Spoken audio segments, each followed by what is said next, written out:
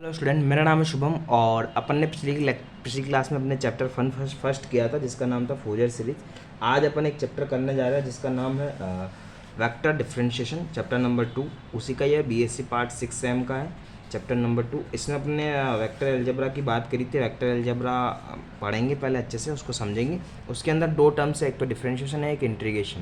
तो अपन सबसे पहले डिफरेंशिएशन पढ़ेंगे। उससे पहले हमने एक दो चीज़ें पढ़ना जरूरी है कि एक तो हमारा स्केलर क्वांटिटीज़ क्या होता है, एक हमारा वेक्टर क्वांटिटीज़ क्या होता है ना। तो जो सबसे पहले हमारा जो था वो था स्केलर क्वांटिटीज़ की। स्केलर क्वांटिटीज़ क्या होता है, इसके अंदर फील्ड कैसे काम करता है। स्केलर क्या होता है, the quantity which have only magnitude. इसके क्या अंदर होता है, ओनली मैग्नीट्यूड होता है, only magnitude, it is called scalar. जैसे कि एग्जाम्पल इसका मान सकते हैं अपन, एग्जाम्पल ले सकते हैं, जैसे डिस्टेंस हुआ, डिस्टेंस है, टेम्परेचर है, एंड मास है, स्पीड है ना। ये सब चीज़ें हम ले सकते हैं स्केलर में। बट अब वेक्टर क्वांटिटीज़ क्या होती है, vector quantities it is called it have which have magnitude and as well as direction, magnitude and direction. In this phenomena it is called vector quantities. जैसे कि इसके अंदर कौन कौन से एग्जाम्पल्स हो सकते हैं, इसके अंदर एग्जाम्पल्स है जैसे वेलोसिटी, वेलोसिटी हुआ, डिस्प्लेसमेंट, डिस्प्लेसमेंट एंड फोर्स। और वेक्टर शो कैसे करते हैं, vector show is represent like that, it is the tail and it is the head. This is the vector notation to show that the phenomena of this. ठीक है, next अपन आगे पढ़ेंगे इसमें। तो ये तो था हमारा छोटा सा इंट्रोडक्शन। अब हम जो पार्ट पढ़ने जा रहे हैं उसमें वेक्टर कैलकुलस। वेक्टर कैलकुलस में दो पार्ट्स, एक तो डिफरेंशिएशन, एक इंटीग्रेशन। तो सबसे पहले अपन वेक्टर इन डिफरेंशिएशन में फर्स्ट जो टॉपिक पढ़ेंगे वो है ग्रेडियंट। ये ग्रेडियंट क्या होता है, ग्रेडियंट का मतलब क्या है, क्या क्या आंसर देता है ग्रेडियंट। इसको अपन ग्रेड से भी दिखाते हैं, ग्रेड से नोटेट करते हैं ना। जैसे कि लेट, मैंने कोई माना, जैसे कोई फंक्शन है टी, वो X comma Y comma Z में डिस्ट्रीब्यूट है। ठीक है, हमने इसका डेरिवेटिव की डिफरेंशिएशन किया डी टी के रेस्पेक्ट में, तो क्या आएगा, del T over del X D X plus del T over del Y D Y plus del T over del Z D Z. ठीक है, यहाँ पे इस चीज़ की बात करी, जब हम डी टी को ओपनली ब्रेक करते हैं तो क्या आता है, I cap D T sorry del T over del X plus J cap, J cap क्या आएगा, डेल टी ओवर डेल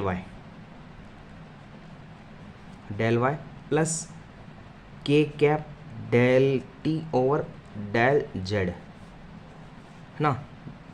ये आया, इसके साथ में क्या आता है, dot D x I cap plus D Y J cap plus D Z K cap. ये वैल्यू आ गई। अब हम इसमें से जैसे कॉमनली डिस्ट्रीब्यूट करते हैं तो I cap del Y by del X plus J cap del Y by del Y plus K cap del Y by del Z. ये मैंने बाहर ले लिया, इसमें से डी टी कॉमन ले लिया, तो अंदर क्या बचा, टी डी आर वैक्टर।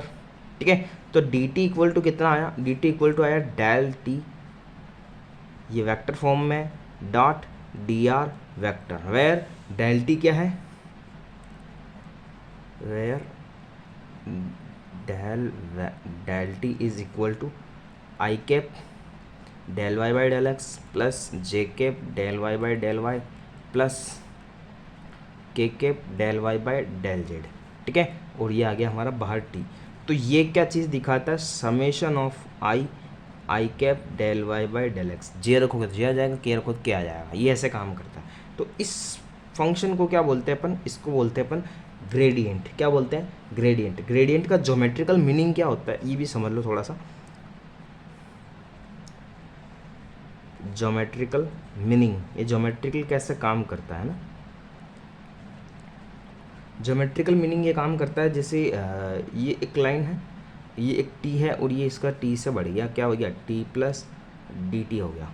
ठीक है, यहाँ से इसके साथ एक लाइन बनाई, यहाँ से एक लाइन बनाई, इसके साथ ये कितने का एंगल बना रहा है, थीटा एंगल बना रहा है। तो ये कैसे काम करेगा वो चीज़ सिखा रहा हूँ कि डी टी इक्वल टू क्या हो गया, डी टी इक्वल टू ये काम करेगा del T dot D R vector. D T निकाला, डी टी कितना आ गया, डेल टी का mod D R cos theta. ये करते हैं अपन ए डॉट बी का, कहते हैं ए का मोड प्लस बी का मोड कॉस थीटा। ठीक है, हमने क्या किया, D T over D R कर दिया, डी आर को मैंने क्या नीचे भेज दिया, तो क्या आ गया del T mod cos theta. ठीक है, अब देखो इसका अगर मुझे चाहिए maximum value, D R over D T का क्या चाहिए, मैक्सिमम वैल्यू चाहिए। तो मैक्सिमम वैल्यू के लिए क्या करना पड़ेगा, डेल टी और कॉस थीटा मैक्सिमम पे कितना होता है 1 एट थीटा इक्वल टू 0। अगर थीटा की वैल्यू 0 डिग्री हो गई तो ये क्या आ जाएगा, दोनों का क्या आ जाएगा मैक्सिमम वैल्यू। तो कहने का मतलब है मैक्सिमम चेंज, इसको लिख सकते हो आप लाइन में कि क्या बोलते हैं इसको, maximum change occurs at theta equal to 0, so gradient represent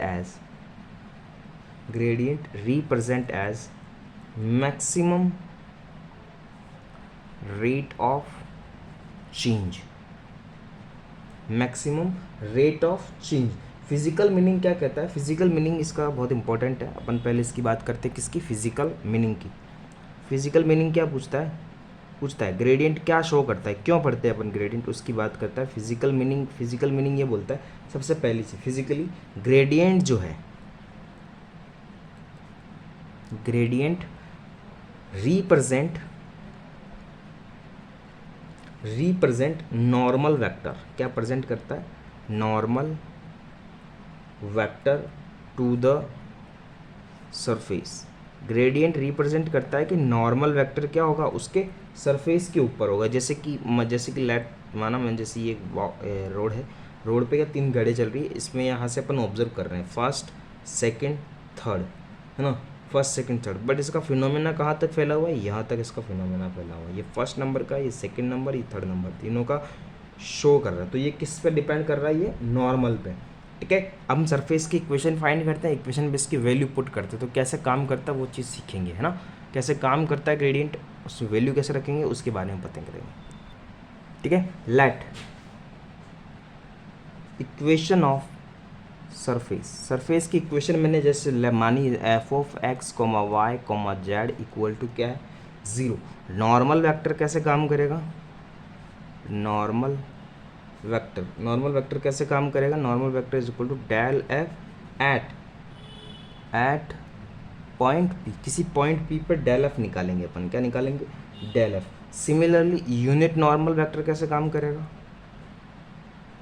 ये फॉर्मूला भी है डायरेक्ट क्वेश्चन को सॉल्व करने के। यूनिट नॉर्मल वेक्टर कैसे काम करेगा, इसको दिखाते हैं एन कैप से। It is work like that, del F over mod del F, value और वैल्यू का मॉड। ठीक है, इसके एप्लीकेशंस कहाँ कैसे काम करते हैं, इसके एप्लीकेशन है, इसके एप्लीकेशन लाइक टू सरफेस के लिए काम करते हैं। जैसे फिजिकल मीनिंग कंप्लीट हुआ, इसके बाद में इसके पढ़ते हैं एप्लीकेशन, ये कहाँ यूज़ आता है और ये कैसे काम करता है। एप्लीकेशन में जैसे फर्स्ट हम टू सरफेसेस दे रखे हैं, फर्स्ट है F of X comma Y comma Z 1 निकाला, दूसरा है F two x comma Y comma Z equal to 0। 2 surface दे रखे हैं, तो पहले वाले का निकालेंगे n1 कैप, तो क्या निकालेंगे del factor f1 over mod del f1, और ये एफ एन कैप 2 कैसे निकालेंगे, del vector f2 over mod का डेल f2, मॉड में निकल गया। ठीक है, दोनों का अगर प्रोडक्ट निकालना है n1 n2, n1 cap n2 cap, तो क्या आएगा mod n1 cap mod n2 cap cos theta, ये निकल गया। दूसरी चीज़ अपन इसमें बात करेंगे किसकी, डायरेक्शनल डेरिवेटिव की। किसकी बात करेंगे, डायरेक्शनल डेरिवेटिव की, इसकी बात करेंगे directional derivative. The component of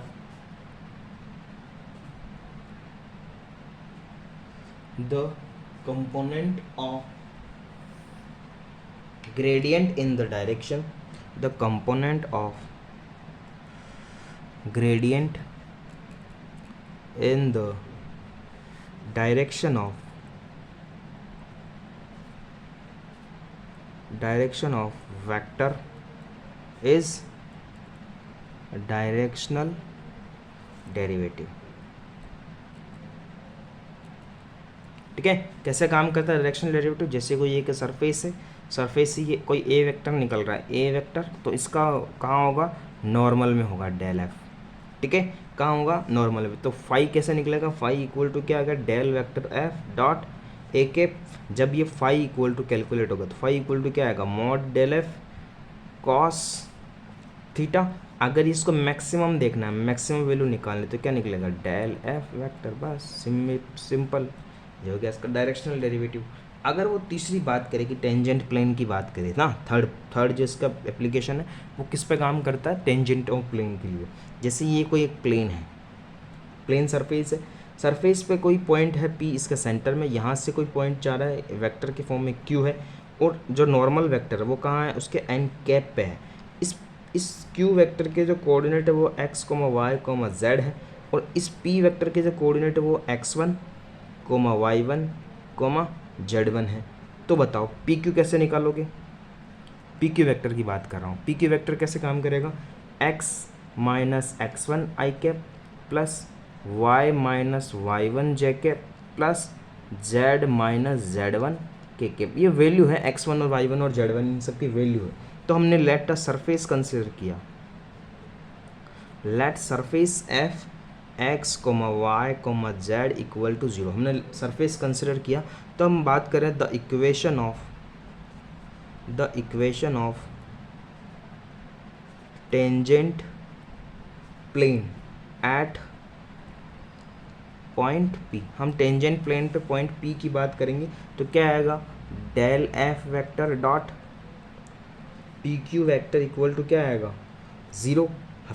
फिर हम इसकी वैल्यू रखेंगे, क्या रखेंगे, I cap del Y by del X F plus J cap del F Y del Y plus K cap del F Y del Z. ये हमारा पहला आ गया, डॉट लगाया। पी क्यू दे रखा है X minus x1 I cap plus, ठीक है, y minus y1 J cap plus z minus z1 के ब्रैकेट वापस से क्लोज कर दिया, इक्वल टू क्या दे रखा है, 0। प्रोडक्ट का मल्टीप्लाई करो, क्या आएगा, मल्टीप्लाई करने पर प्रोडक्ट में क्या आएगा, x minus x1 del F Y by del X at point P, सही बात है कि नहीं, plus y minus y1 del F Y by del Y at P plus z minus z1 del F Y by del z at point P equal to क्या आएगा, 0। Equation of line आ गई।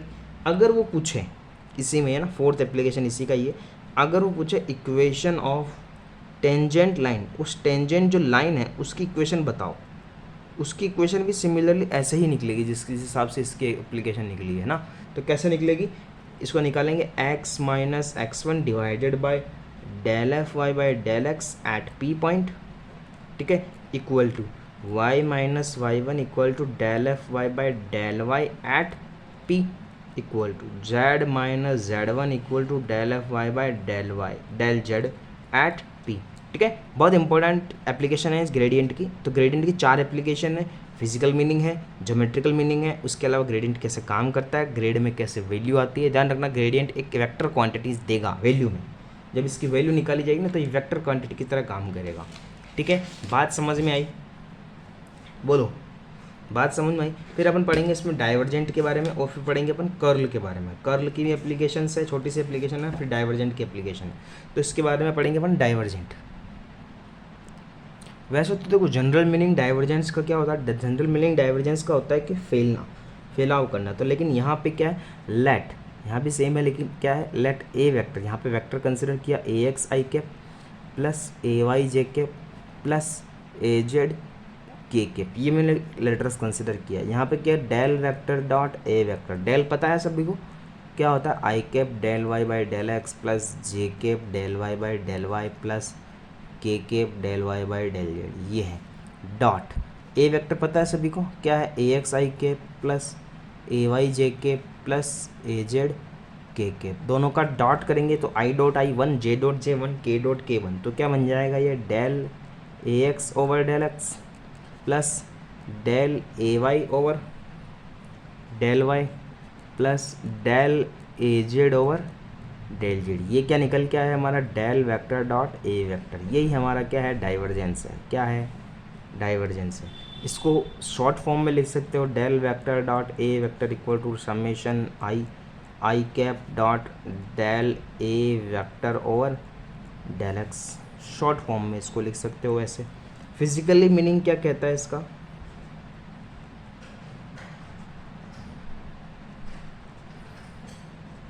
Physically meaning क्या कहता है? Divergence of vector field, divergence of vector field is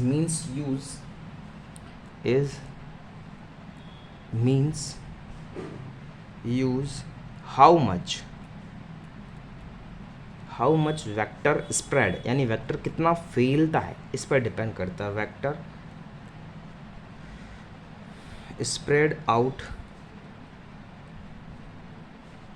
through region. Geometrical कैसे दिखाता है?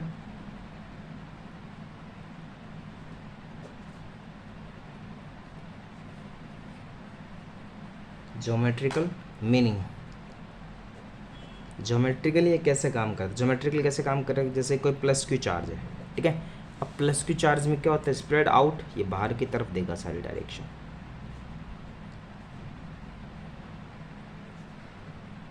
ये अपन 12th क्लास में पढ़ते हैं कि प्लस क्यू चार्ज के कारण बाहर की तरफ होता है, तो इसका डाइवर्जेंस कैसा होगा? डाइवर्जेंस की वैल्यू कैसी होगी? पॉजिटिव होगी। अगर वो माइनस क्यू चार्ज है, माइनस क्यू चार्ज के लिए क्या होगा? अंदर की तरफ स्प्रेड करेगा, सारी लाइंस कहाँ होगी? अंदर की ओर होगी। तो ये क्या करेगा? डाइवर्जेंस कैसा होगा इसका? नेगेटिव होगा। कैसा होगा? नेगेटिव होगा। फॉर नॉन जीरो डाइवर्जेंस, अगर किसकी बात करें? For non zero divergence either magnitude और डायरेक्शन ऑफ वेक्टर इंटीग्रल या वेक्टर क्या होगा? चेंज्ड होगा। क्या होगा? चेंज्ड होगा। कैसे? जैसे कि ये वेक्टर है ना, अब ये देखना, इसकी सारी वैल्यू सेम है क्योंकि इसको एरो की लेंथ जो है ना वो सब जगह सेम है। तो जब इनके एरो की वैल्यू सेम है तो इसका डाइवर्जेंस कितना होगा?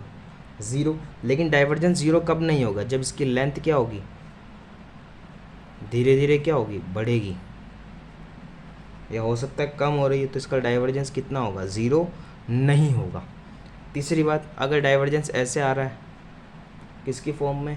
कर्व के फॉर्म में, और कर्व के फॉर्म में भी क्या कर रहा है? ये इंक्रीज ही कर रहा है अगर थोड़ा सा भी, तो इसका भी डाइवर्जेंस क्या होगा? 0 नहीं होगा।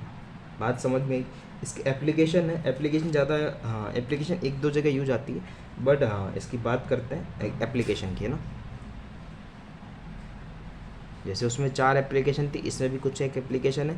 पहले एप्लीकेशन है इफ़, सोलेनोइड की है इसमें, बाकी और कुछ भी नहीं है, सोलेनोइड की एप्लीकेशन है। If del vector dot F vector equal to 0, then F vector is a solenoid.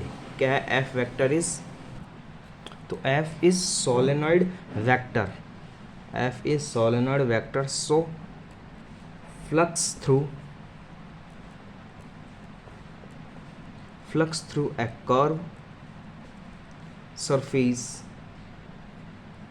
is 0 always। क्या होगा? 0 हमेशा। क्या उसकी वैल्यू क्या आएगी? 0। जैसे फाई है, फाई बराबर integral F vector dot D S vector है, ठीक है। तो ये कैसे काम करेगा? Integral V del dot F vector या क्या आ गया? डी वी इक्वल टू क्या होगा? 0, ठीक है। तो ये किस में कन्वर्ट? क्लोज में किस में कन्वर्ट हो गया? वॉल्यूम में कन्वर्ट हो गया। F vector dot D S किस में कन्वर्ट हो गया? डेल डॉट एफ में। ये एक तरह से जैसे मैग्नेटिक मोनोपोल एग्जिस्ट करे तो कैसा एग्जिस्ट करेगा, कैसे काम करेगा, है ना। हमारे यहाँ बात करें कि अगर डेल डॉट एफ की वैल्यू 0 है तो वी नो दैट, हम ये भी जानते हैं कि हमारा अगर वो एफ वेक्टर निकालना है, यानी हमारा देखो del vector dot del cross A equal to 0 होगा ऑलवेज। ये बात ये कहता है कि ये किसका होगा? 0 होगा ऑलवेज। बट हम जो एफ वेक्टर निकालने की कोशिश करेंगे, एफ वेक्टर कैसे निकालेंगे? Del vector cross A vector, हम एफ वेक्टर ऐसे कैलकुलेट भी कर सकते हैं, माने तो ऐसे कैलकुलेट किया जा सकता है ना, written as a curl of vector potential की फॉर्म में लिख सकते हैं। तो ये ग्रेडियंट समझ, डाइवर्जेंस समझ में आया, ग्रेडियंट समझ में आया। अब अपन पढ़ेंगे कर्ल के बारे में। किसके बारे में? कर्ल के बारे में। ग्रेडियंट और डाइवर्जेंट की बात करने के बाद में अपनी जो नेक्स्ट बात करेंगे, अपन किसकी बात करेंगे? कर्ल की बात करेंगे। किसकी? कर्ल की। कर्ल कैसे काम करता है? Let A vector equal to, हमने कंसिडर किया था ए एक्स आई के प्लस ए वाई जे के plus A Z K cap, हम इसकी बात करें थे। अगर कर्ल करना है तो हमें क्या करना पड़ेगा? Del A cross A equal to क्या होता है? आई कैप जे कैप और के कैप। यहाँ पे क्या होगा? Del Y by del X, del Y by del Y, del Y by del Z. यहाँ पे क्या आएगा? ए एक्स ए वाई और ए जेड। अगर आप इस डिटर्मिनेंट या को सॉल्व करते हो तो क्या आता है? Del cross A, del cross A equal to कितना होता है? Summation I I cap cross del A vector over del X. Gradient में हमने क्या देखा, डाइवर्जेंट में हमने क्या देखा था? यहाँ पे क्रॉस की जगह क्या आ रहा था? डॉट आ रहा था, इसीलिए। ठीक है। कर्ल की फिजिकल मीनिंग क्या कहता है? कर्ल फिजिकली कैसे वेरीफाई होता है? फिजिकल मीनिंग क्या कहता है इसका? कर्ल की physical meaning, curl of vector, curl of vector field is measure how much vector curls around given point और एक्सिस। ठीक है। ज्योमेट्रिकल मीनिंग क्या कहता है? So we want to consider geometrical meaning. Geometrical meaning क्या कहता है? ज्योमेट्रिकल मीनिंग क्या कहता है कि जैसे ये एक्स एक्सिस है हमारी, ये एक्स एक्सिस, ये हमारी वाई एक्सिस और ये हमारी जेड एक्सिस, 3 एक्सिस है।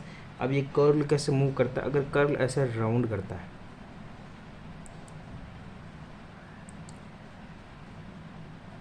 ठीक है, ऐसे राउंड करता है तो कर्ल की वैल्यू क्या होगी? कर्ल, यहाँ पे कर्ल की वैल्यू क्या होगी? 0 नहीं होगी। लेकिन कर्ल की वैल्यू 0 और भी नहीं हो सकती। अगर वैल्यू ऐसे इंक्रीज हो रही है ना कंटिन्यूसली, तो यहाँ भी कर्ल की वैल्यू क्या होगी? 0 नहीं होगी। लेकिन कर्ल की वैल्यू 0 कब होगी? जब सेम मैग्नीट्यूड की बात आएगी। किसकी बात आएगी? सेम डिस्टेंस है, सेम मैग्नीट्यूड है, तो कर्ल की वैल्यू क्या होगी? 0। लाइक एंड ऐसे भी बात कर सकते हैं, ये हमारा एक्स एक्सिस है, ये यहाँ भी क्या होगा? कर्ल की वैल्यू 0 नहीं होगी। ये हमारे एक्सिस है, ये वाई एक्सिस है, यहाँ भी कर्ल की वैल्यू क्या होगी? 0 नहीं होगी। तो कर्ल की वैल्यू 0 कैसे काम करेगी, इसके एप्लीकेशन पे बात करेंगे। इससे पहले फिजिकल मीनिंग बात कर ली, ज्योमेट्रिकल मीनिंग बात कर ली, अब किसकी बात करेंगे? एप्लीकेशन की। किसका एप्लीकेशन क्या है? इसका एप्लीकेशन है इफ़ रोटेशनल इरोटेशनल वेक्टर पर डिपेंड करता है। इफ़ कर्ल ऑफ वेक्टर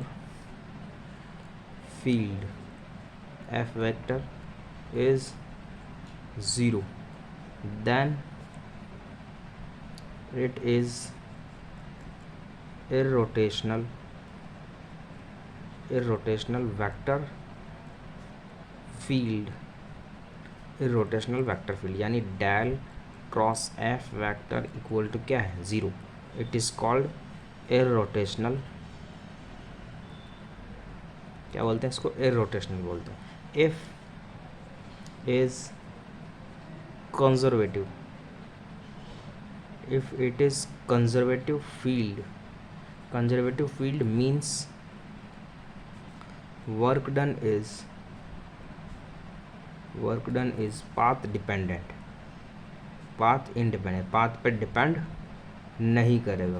क्या होगा? पाथ इंडिपेंडेंट होगा। पाथ इंडिपेंडेंट का मतलब, जैसे एक एग्जांपल से बात करेंगे, path independent means this is electric field, uniform electric field, then the path of A, ये बी है, ये ए पॉइंट है, ये बी पॉइंट है, ए से बी में जाओ या आप इधर से जाके जाओ क्यू पॉइंट से, पाथ एक है। तो वर्क डन क्या होगा इस चार्ज पार्टिकल का?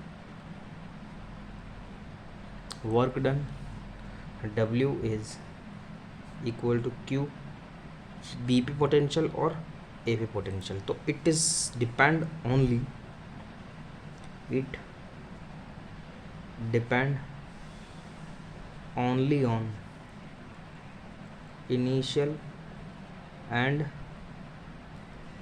Final position. किस पर डिपेंड करता है? इनिशियल और final position. So work done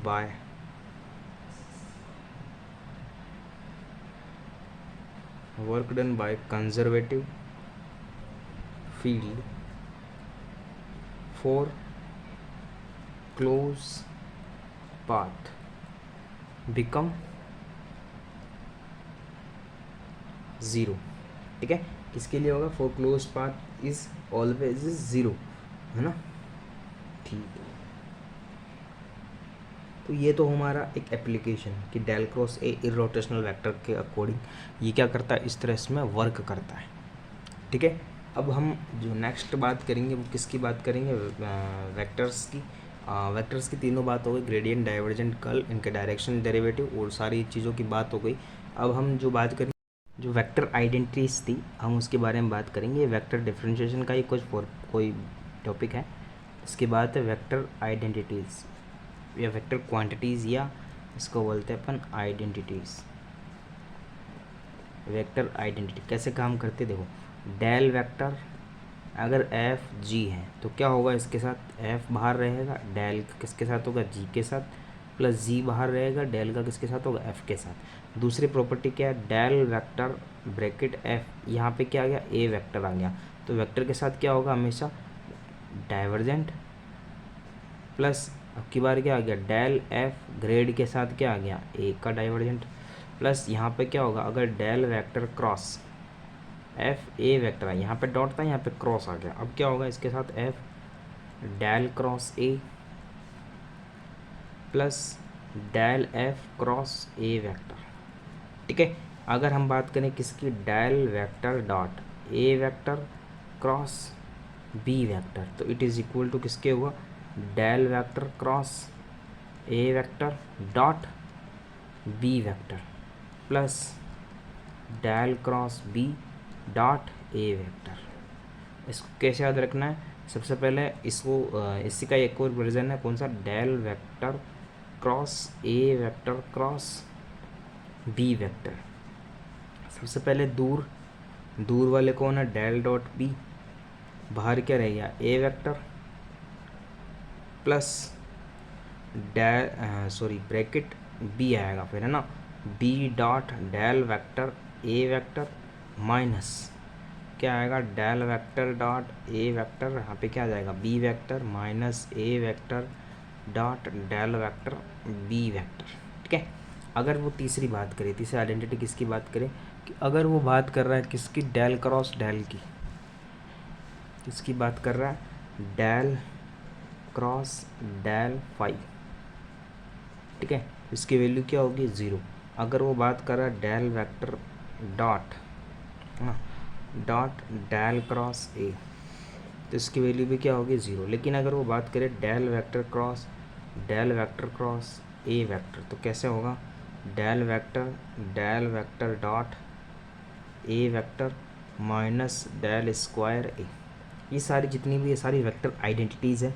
अब इस पर बेस्ड क्वेश्चंस हैं कुछ बहुत सारे, जैसे कि पहला क्वेश्चन है, क्वेश्चंस में लिख देता हूँ मैं, तुम सॉल्व करना, अगली क्लास में इसको सॉल्व करवाएंगे, है ना। पहला है हमारे पास f equal to x y और z, हमें क्या निकालना है? ग्रेडियंट निकालना है। फाइंड ग्रेडियंट, पहला है f equal to x comma Y comma z, f equal to हो गया x square plus Y square plus Z square. तीसरा हो गया हमारे पास f equal to r, f equal to 1/r, f equal to r की power n, f equal to ln r, f equal to यहाँ तक हो गए सारे, है ना। एक फिर क्वेश्चन आता है, ग्रेडियंट फाइंड कर लिया, अब फाइंड करना है दूसरा। ये तो सारे पहले क्वेश्चन के पार्ट थे। दूसरा क्वेश्चन है ना, क्वेश्चन नंबर 2, क्वेश्चन नंबर 2 में क्या है, del vector R vector dot F vector, vector identity इसका यूज करना है इन सब के अंदर, है ना। तीसरा question, del vector dot R की पावर एन आर वेक्टर, ठीक है। Fourth, del vector dot R की power N R vector. Next है हमारा डेल वेक्टर क्रॉस आर की पावर एन आर वेक्टर, एक में डॉट था एक में क्रॉस है। फिफ्थ क्वेश्चन लिखो, del vector dot are vector dot A vector cross B vector और ब्रैकेट क्लोज, ये दोनों ब्रैकेट साथ में। नेक्स्ट जो है हमारा वो 6 नंबर है, वो है हमारा del vector dot are vector dot F vector, ठीक है। 7th है हमारे पास del vector cross are vector R dot F, यहाँ डॉट था यहाँ क्या आ गया, क्रॉस आ गया। 8th नंबर है हमारे पास कौन सा, del vector cross are vector cross F vector. Next dot वाला है ना, ये तो क्रॉस वाला है, डॉट वाला del dot r cross f, ये फाइंड करो, ठीक है। और जो हमारे जो नॉर्मल वेक्टर पे find unit normal vector to the surface, कौन सा surface, x square plus Y square minus z equal to क्या हो गया 0 एट पॉइंट पी, पॉइंट पे दे रखा आपको 1,1,1, ठीक है। और अदर क्वेश्चन कौन सा है, एक क्वेश्चन और लिख लो, फाइंड